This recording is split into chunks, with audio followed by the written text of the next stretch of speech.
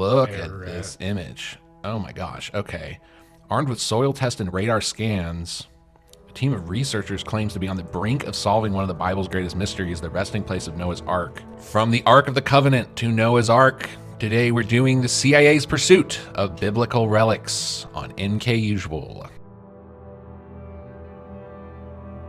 So the intersection of archaeology, intelligence operations, and biblical history has long fascinated researchers, particularly regarding two of Scripture's most enigmatic artifacts, the Ark of the Covenant and Noah's Ark. Declassified documents reveal that the U.S. Central Intelligence Agency engaged in serious efforts to locate these relics, employing unconventional methods, including remote viewing and satellite surveillance. Okay. Today we're going to examine the evidence surrounding these searches, analyzing government involvement, archaeological findings, and the enduring mysteries that continue to shroud these ancient objects. Let's start with the Ark of the Covenant, which word has had it for quite a long time that this thing is in Ethiopia. The Ethiopian Orthodox Tewahedo Church claims to possess the Ark of the Covenant in Axum. It's kept under guard and treasure near the Church of Our Lady Mary of Zion. So they claim. It's just two children with AK-47s out front. Well, if you know anything about the Ark, you know that it almost doesn't need guarding. Right. Because it can just kill you. So let's start with the Ark of the Covenant in Ethiopia. Project Stargate and psychic archaeology. During the height of the Cold War, the CIA initiated a clandestine program exploring the potential of remote viewing, a form of ESP, used for intelligence gathering. Among its most intriguing targets was the Ark of the Covenant, the gilded chest described in the book of Exodus as containing the Ten Commandments. One of the program's foremost remote viewers, Joseph McGonigal, provided detailed descriptions of the Ark's possible location. His sessions, documented in declassified CIA files, described a, quote, golden artifact housed in a, quote, stone chapel guarded by robed figures. These visions aligned closely with the long-standing Ethiopian tradition, which asserts that the Ark resides in the Church of Our Lady Mary of Zion in Axum, under the protection of a single monk known as the Guardian of the Ark. Let's go into the tradition. The Ethiopian Orthodox Church maintains that the Ark was brought to Ethiopia by Menelik I, the son of King Solomon and the Queen of Sheba. The Ark's presence in Axum is considered a matter of national and religious sanctity, with access strictly prohibited. In 1941, British scholar Edward Uhlendorf was permitted to inspect the Axum Chapel during the Allied campaign in East Africa. In his memoirs, he dismissed the artifact as a medieval replica, though he admitted he was not allowed to examine it closely. That's interesting. Decades later, journalist Graham Hancock investigated the claim in his 1992 book, The Sign and the Seal. Hancock interviewed church officials and local historians, concluding that while he could not verify the Ark's authenticity, the secrecy surrounding it suggested something of immense significance was being concealed. I mean, it is a lost item to history. It's gotta be. When stuff like this happens, you just gotta think, man, it's gotta be somewhere. Like, you know what I mean? Like, what are the odds that it just gets destroyed? I don't know. Lost or a natural disaster buries it or something. But it'd be like the most significant cultural artifact. There would always be eyes on it. Yeah. So the Ark of the Covenant's fate after the destruction of the first temple in 586 BCE remains a mystery, with various theories suggesting its hiding or destruction or its relocation to Ethiopia. Oh, man. Some traditions suggest the Ark was hidden before the destruction of the temple, either in a chamber beneath the mount, could be underneath the mount, or in a cave, Mount Nebo, as mentioned in Book 2 of Maccabees. What were you going to say? I looked up how big it was. It's 45 by 27 by 27. Inches? Yes. Okay, that's pretty big. So it's like the pictures where they're carrying it. Yeah. I think it's interesting that the guy, and didn't you tell me when they do remote viewing, they don't know what their target is? Yeah, that kind of like validates it. That it gets rid of the possibility for a bias to be put on the location. Because if you know you're looking at the Eiffel Tower, it's gonna draw from your memory, and memory is corruptible. It is. I also looked up what it was made of. It says it was made out of acacia wood, and the etymology of the word acacia is from Latin and Greek.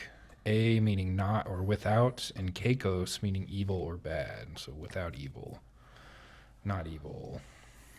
A replica carefully constructed over 3.5 years to fit the specifications in the Torah was toured through historical sites in Israel last fall, according to the Jewish News Syndicate. The same replica also appeared at President Donald Trump's Florida home in 2024. A project designed to bring peace to the world. That would be weird, man. Here is the document. Project Sunstreak. Training target 0209 is the Ark of the Covenant. See mission statement. Evaluation. Viewer 32 attained excellent sight contact, doing very well with stage 4 structure. Viewer also exhibits the ability to keep AOL to minimum. Have to be careful with editing, though. This does not seem to be a problem at the time, just something to watch for. Target is a container. This container has another container inside of it. The target is fashioned of wood, gold, and silver, similar in shape to a coffin, and is decorated with seraphim. This target is located somewhere in the Middle East, as the language spoken by individuals present seems to be Arabic. Visuals of surrounding buildings indicate the presence of mosque domes in the area were clothed in virtually all white, had black hair and dark eyes. One figure I homed in on wore a mustache. The target is hidden underground, dark and wet, where all aspects of the location of the target. The purpose of the target is to bring a people together. See page 16. It was something to do with ceremony, memory, homage, the resurrection. There is an aspect of spirituality, information, lessons, and historical knowledge far beyond what we now know. The target is protected by entities. It can only be opened by those who are authorized to do so. This container will not and cannot be opened until the time is deemed correct. Once it is the time to open the container, the mechanics of the lock system will be found to be fairly simple. Individuals opening the container by prying or striking or destroying the container's protection through the use of a power unknown to us. Or no, the thing's under a protection through power unknown to us. People have tried to smash it open and pry it open. They couldn't do it. Wow, here's all his notes. Man. Oh, there's the church type thing, the stone building. He draws. This is crazy. Oh, wow. That's crazy. Oh, he draws the seraphim. That's a crazy thing to see in remote viewing. Right. Yeah. Yeah, so yeah, you're right. Some of these are just basic shapes, like this or that, like that, whatever that is. And then other parts are part of this church. The CIA's interest in the Ark extended beyond remote viewing. Declassified memos indicate the operatives were dispatched to Ethiopia in 1980s. Though their findings remain classified, speculation persists that the U.S. and Israeli governments have attempted to verify the Ark's existence, given its potential to destabilize the Middle East. Implications of the Ark's discovery are profound. If genuine, it would not only validate biblical accounts, but also pose a threat to regional stability. The Ethiopian government's refusal to allow independent examination has fueled theories of a cover-up, either to protect the sacred relic or avoid upheaval. Well, okay. So what's the biblical reference for the time that it's supposed to be opened, or the time that it will be able to be opened? Because I don't actually know the story of it. So I don't think it's like it works like that. It's not like on our timeline in 1,000 years will be the right time. It symbolizes God's presence among the Israelites. It houses the 10 Commandments, serving as a reminder for the covenant of God. I don't think it carries Aaron's rod and a pot of the manna that they ate in the desert. Okay. So it's a historical proof and reminder of the Exodus. Okay. I don't think there's any legends that are like it would only be opened by the pure of heart or anything like that. It just it represents the presence of God with them and houses all the important pieces of the Exodus story. There might be some like Jewish mysticism, or I don't know. Are you finding something where you open it up? I just looked up how many people have died coming into direct contact, and it says up to 71. Dang. That's just references from the Bible. So in Revelation 11:19, the prophet saw God's temple in heaven opened, and the Ark of the Covenant was seen within the temple. So it does have significance to eschatology, but I don't know. I don't think it's like a secret mystery. I don't know. Well, there you have it. However, let's talk about another kind of ark, Noah's Ark. Aerial surveillance and expeditionary efforts. Mount Ararat, Turkey's tallest peak, has been the focal point of Ark searches for centuries. The CIA's involvement began in the 1950s when U-2 spy planes photographed an anomalous boat-like structure near the summit. And these images are referenced in documents. There are some declassified CIA documents that list the planned coordinates for the mission, but they don't closely correspond with where the pilots actually flew. In 1960, a Turkish Air Force pilot reported spotting a dark ship-shaped mass at an altitude of 1,500 feet. This account prompted a joint U.S.-Turkish mission in 1974, which was abruptly halted by Turkish military intervention. Former astronauts James Irwin, a devout Christian, led a private expedition in 1987 but found no conclusive evidence. Project Stargate psychics provided tantalizing details, describing an ancient wooden structure encased in ice. While others warned of Soviet interest in the site, declassified documents confirmed the U.S. government feared the Soviets would exploit the Ark's discovery for propaganda, particularly during Cold War ideological battles. Do you think that would help us? Right. Well, the Soviets were the ones trying to create monkey people to ruin people's faith in God. In 2010, a Chinese-Turkish team claimed to have discovered wooden compartments, but carbon dating proved inconclusive. Skeptics argue the natural rock formations have been misidentified as the Ark. Despite that, Ararat remains a restricted military zone, fueling speculation that Turkish authorities are concealing something. I want to find the CIA. Noah's Ark, 1974 to 1982. In May of 1974, DCI Colby sent a letter asking if the agency had any evidence of Noah's Ark on Mount Ararat. Mr. Colby said that Lieutenant Colonel Walter Brown at the U.S. Air Force Academy had asked whether it would be appropriate or possible to exploit satellite photography to examine the glacial system there to see whether any evidence of the Ark could be found. The center responded that no evidence could be discerned on U-2 photography acquired in 1957 or on any satellite imagery available at the center. In August 74, Congressman Bob Wilson asked the agency whether any aerial photos of Mount Ararat could be released to a friend of his, Dr. John Morris, son of the head of the Institution of Creation Research in San Diego. He wrote the agency later requesting the photos. There are photos that are classified from the 1957 mission, however. They did not release them. In September and October 74, Admiral Showers of the Intelligence Community Staff, in response to a query from Lieutenant Commander Lonnie McClung, asked about the availability of intelligence information concerning the location of Noah's Ark. In August 74, as a result of my request, they were not to be classified, but have been classified since and are not available. The beginning of this particular CIA document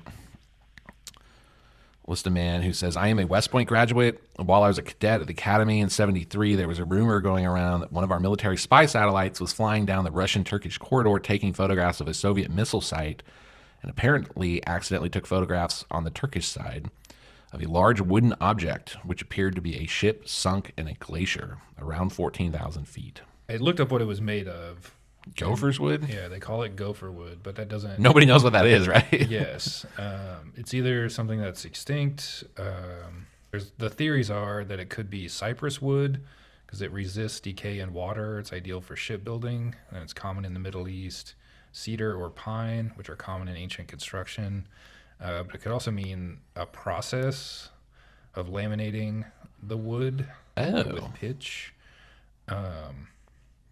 But the theory I heard is that there is, in Florida, the term gopher wood is sometimes colloquially used to refer to longleaf pine or slash pine, both of which are native to the southeastern U.S., regional and not tied directly to biblical gopher wood, but longleaf pine, extremely durable and rot resistant, historically used for shipbuilding, and rich in resin, making it naturally weatherproof. My theory is that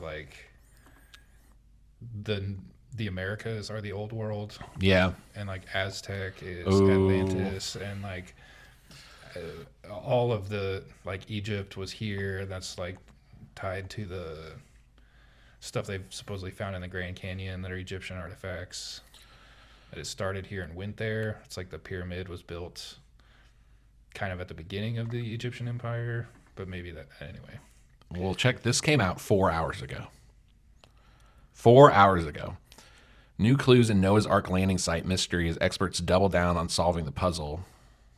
That's the Look where at we're this at. image. Oh my gosh. Okay. Armed with soil test and radar scans, a team of researchers claims to be on the brink of solving one of the Bible's greatest mysteries, the resting place of Noah's Ark. Okay, the remote location has long been rumored to hold fossilized remains of the boat. Though Noah's Ark is central to Christianity, Judaism, and Islam, its existence remains unproven. What a crazy standard to have for a boat. Like, why do we have to show you the boat? Like, that's crazy. Right. The top researcher, Andrew Jones, told The Sun that while full-scale if it does exist, that's a miracle. So it's not just like, okay, you win one. It's like, well, we found a particular boat. That's like kind of a big deal. So Andrew Jones, the top researcher, told The Sun that while full-scale excavation had begun, the team laying the groundwork through a series of non-invasive tests and scientific analysis. The location lies in an active earth flow with harsh winters. Over the next few years, our Turkish university partners will conduct non-destructive tests like soil sampling, radar scans, and other methods to determine if the structure we've detected are truly man-made or natural formations. Jones noted that they will consider excavating only after they've collected enough sufficient evidence. Initial soil samples taken by Turkish geologist Dr. Mehmet Salih revealed some eyebrow-raising results. The team collected 22 samples from inside and around the supposed ark and then sent them to Ataturk University for analysis. Researchers found that the suspected structure had lower pH levels, higher organic matter, and more potassium inside compared to outside the formation. These changes are consistent with rotting wood. Another curious clue, grass within the boat-shaped site turned yellow and fades earlier in the season than surrounding areas, something researchers believe points to a man-made origin rather than a natural one. In 2019, ground-penetrating radar of the formation added even more fuel to the ancient fire. Using dual-frequency radar pulses, researchers detected rectangular shapes about 22 feet below the surface, potentially buried chambers or construction elements. We also plan to take core samples from across the formation, which should help us confirm whether the right angles and geometric patterns we see on the scans are man-made structures. Oh, that's pretty interesting. Why is there a big boat at the top of a mountain? I think it's odd that if you're doing remote viewing exercises, you would choose something that you can't verify. Like they always doing stuff like Mars a million years ago or the Ark of the Covenant, but like at the end of the day, it is interesting and it does match up with these Ethiopian legends and what they claim is there, but they're like, just in case the shit goes down. What's your verdict, man? We ever gonna find these things? I'm like, I believe that we already know. And possibly things like this come out to distract when people get close to finding it on their own. The people who do know. I mean, classic conspiracy, but I think we know. we know that it's there. I think we know where it is. Okay. I think someone knows. I think for the Ark of the Covenant, I'm inclined to believe they have it. Because if their own story comes from the Babylonians sacked Israel or whatever, if it was a medieval forgery, you think their story would involve it being moved through Europe or something like that. Yeah. It's also an odd, they'd be able to say what they paid for it. But drop your theories below. Is it hocus pocus? Is it real? I, for one, could really care less if we find Noah's Ark, but it would be cool. And there's no, even if you find out that's a big boat, how do you know what I mean? Unless it's like specific dimensions. Well, yeah, okay, I guess it would be. Specific dimensions would. And then what does it do? What does that do for all the people who are like, well, really, it's the Epic of Gilgamesh? You know what I mean? Like, I don't know. Drop your theories. Be good. Tune in next time. Same MK place, same usual channel. We love you. Like and subscribe.